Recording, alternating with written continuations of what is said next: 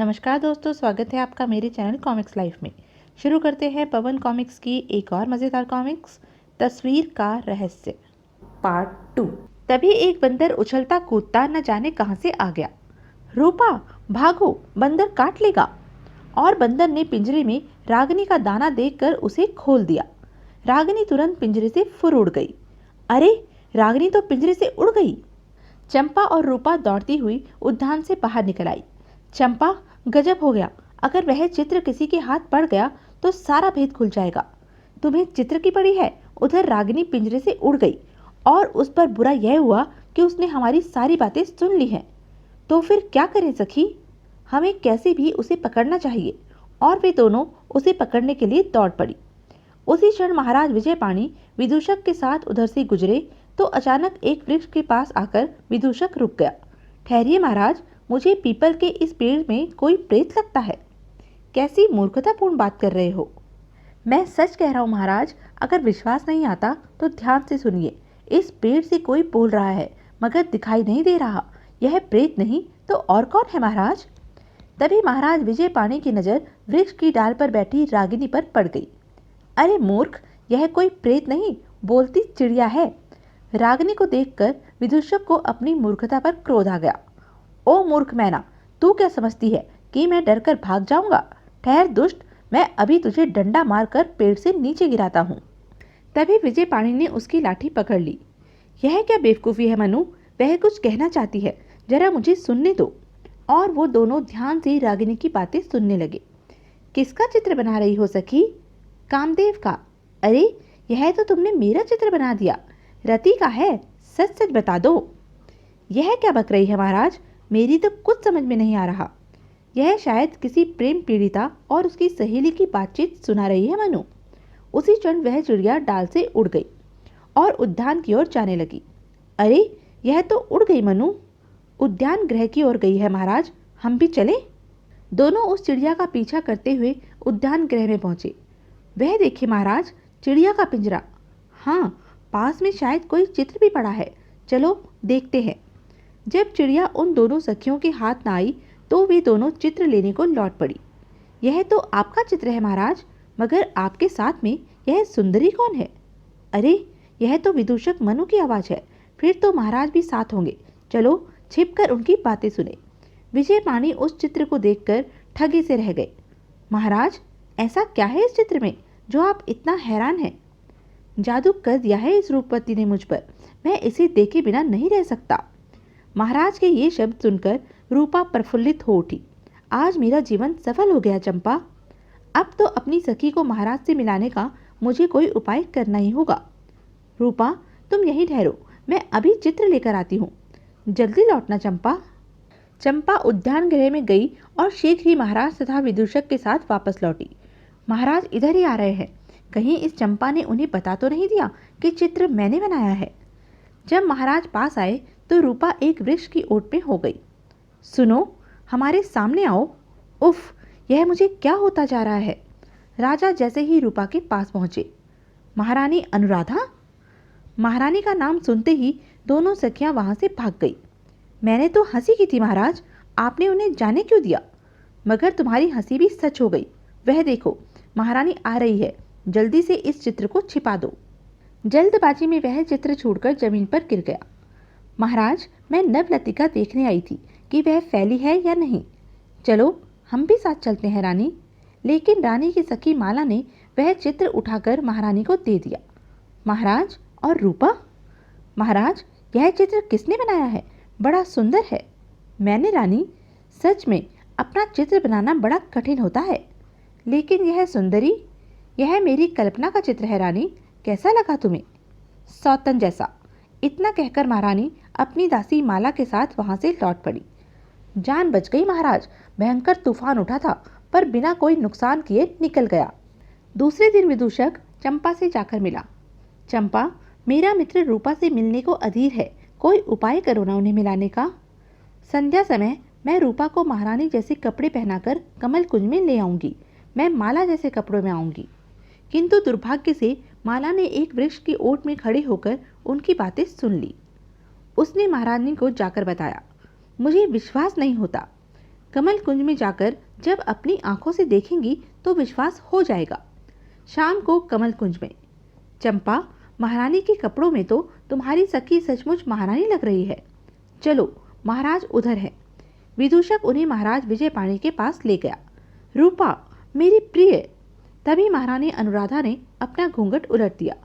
गौर से देखिए स्वामी, क्या सब स्त्रियां आपको रूपा ही लगती हैं? अनुराधा, तुम? अगले ही पल महाराज अनुराधा के पैरों में पड़ गए, मगर अनुराधा नहीं पसीजी और बिना एक शब्द बोले वहां से चली गई।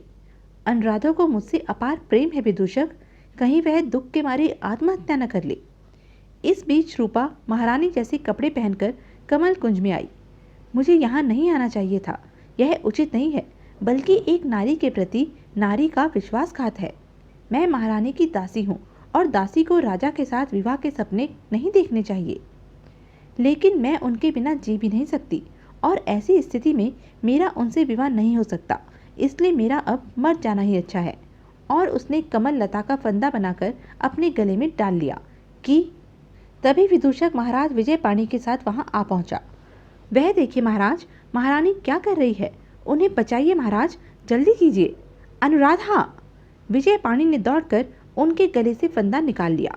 तुम्हारे गले में फंदा देखकर तो मेरे दिल की धड़कन बंद हो गई थी। तुम्हारा जीवन मेरे लिए अनमोल है। ये तो महाराज है।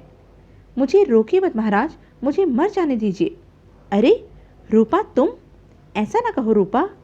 महाराज! उधर महारानी महल जाते जाते अचानक कमल कुंज की ओर लौट पड़ी। यह मैंने अच्छा नहीं किया। महाराज कितना पश्चाताप कर रहे थे और मैं इतनी निष्ठुर होकर चली आई। जब वह कमल कुंज में पहुंची तो महाराज और रूपा को एक साथ देखकर उसका खून खौल उठा। रूपा, स्वामी, यह क्या हो रहा है? तुम हमें गलत समझ रही हो रानी। मैं जब कमल कुंज में आया तो विदूषक ने भी महाराज की बात का समर्थन किया। इसी भ्रम में पड़कर ही मैं महाराज को यहाँ लाया था। यह फंदा देखिए, मेरी बात का प्रमाण। माला, इस फंदे में ही बांध दो इस विदूषक को। और माला ने लता के उस फंदे से ही विदूषक को कस दिया। और रूपा को कोठरी में ले जाकर बंद कर दो। मेरा दुर्भाग्य कि मैं मरने का प्रयत्न करके भी मर नहीं पाई। अगले दिन रानी ने विदूषक को मुक्त कर दिया। तब चंपा उससे मिली। तुमने रूपा के प्रति जो सहानुभूति दिखाई, उसके पुरस्कार स्वरूप रूपा ने यह हार तुम्हें भेंट किया है। रत्न जड़ित हार? विदूषक ने वह हार ले जाकर महाराज को दे दिया। मनु, तुम्हें यह हार पुरस्कार में मिला है, तुम पहन लो। उसी दिन दोपहर को एक जादूगर गोगा पाशा महाराज और रानी अनुराधा को अपनी कला दिखाने महल में आया। देखिए महाराज, ये है तीनों लोकों के स्वामी ब्रह्मा, विष्णु, महेश।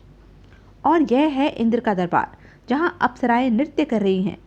अरे मूर्ख, राजा को रिझाना है तो रूपा की झलक दिखा। तभी एक सेवक ने महाराज को मेघालय के महामंत्री वरुण देव के आने की सूचना दी। महाराज क्षमा करें, मेघालय के मंत्री वरुण देव उपस्थित हुए हैं। मेरे फूफा जी के मंत्री? फिर तो उनसे तुरंत भेंट करनी चाहिए। तो चलो रानी। महाराज और महारानी जब वहां से जाने लगे तो ठहरिए महाराज, आपने मेरी कला का सबसे सुंदर प्रदर्शन तो देखा ही नहीं। अभी नहीं, फिर कभी देखेंगे। वरुण देव ने आकर महाराज विजयपाणी को प्रणाम किया और बोला, महाराज, मैं आपके लिए एक अशुभ समाचार लाया हूँ। हम जब आपकी मंगेतर माधवी को लेकर यहाँ आ रहे थे तो हमारा जहाज समुद्र में तूफान में फंस कर टुकड़े टुकड़े हो गया। आपका दूत और मैं किसी तरह जीवित बच गए, पर आपकी मंगेतर राजकुमारी माधवी समुद्र में डूब गई। मेरी मंगेतर? यह आप क्या कह रहे हैं? बुआ जी की पुत्री, मेरी फुफेरी बहन? नहीं नहीं, ऐसा नहीं हो सकता। तभी एक दासी घबराई हुई वहां आई। आग, आग! उधर रानी निवास में आग लग गई है महारानी जी। स्वामी, रूपा को बचाओ, मेरी आज्ञा से उसके हाथ पैर बांधकर डाल दिया है माला ने। तब महाराज विजयपाणी तेजी से भागकर आग में कूद पड़े। रूपा, घबराओ नहीं, मैं आ गया। महाराज, मुझे जल जाने दीजिए। लेकिन इस आग से सब आश्चर्यचकित थे। यह कैसी आग है? मेरे बाल तक नहीं जले इसमें। तभी आग बुझकर ठंडी हो गई। आग बुझ भी गई। राजन, यह उत्कृष्ट कला थी उस जादूगर की, जो वह दिखाना चाहता था, लेकिन आप देखे बिना ही चले गए थे। उसी क्षण वरुण देव भी वहां आ गए और उन्होंने जब रूपा को देखा, राजकुमारी माधवी यहाँ और इस हाल में? यह माधवी है? मेरी फुफेरी बहन। महारानी अनुराधा को तब अपने किए पर पश्चाताप होने लगा। महाराज, मैं अपने किए पर शर्मिंदा हूँ, आप इसके बंधन खोल दीजिए। जैसी तुम्हारी इच्छा प्रिय। तब वरुण देव ने केशव दत्त के द्वारा भेजे गए दूत की पूरी कहानी महाराज विजयपाणी को सुना दी। परंतु स्वामी, केशव दत्त ने तो हमसे कुछ नहीं कहा। इसका भी जरूर कोई कारण होगा। हम महामंत्री जी को अभी बुलवाते हैं। महाराज के बुलाने पर महामंत्री केशव दत्त तुरंत वहां उपस्थित हुए। महाराज, मुझे क्षमा करें, इस बड़े राज्य को कोई न कोई वारिस तो चाहिए था, इसलिए मैंने मेघालय की राजकुमारी माधवी से आपके विवाह का प्रयत्न किया। आप सचमुच दूरदर्शी हैं महामंत्री जी। मैं भी अपने स्वार्थ में राज्य का हित भूल गई थी। अगले दिन बड़ी धूमधाम से राज्य का वारिस पाने के लिए महारानी अनुराधा ने स्वयं महाराज विजयपाणी का विवाह माधवी से करा दिया। महाराज, मेरी बहन को अपनी पत्नी रूप में स्वीकार कीजिए। तुम सचमुच महान हो बहन, कितनी सहजता से अपना अधिकार मेरे लिए त्याग दिया। तो यह थी पवन कॉमिक्स की एक मज़ेदार कॉमिक्स। ऐसे ही मज़ेदार कॉमिक्स के लिए बने रहें मेरे साथ, और हाँ, मेरे चैनल को लाइक, शेयर और सब्सक्राइब करना ना भूलें। धन्यवाद।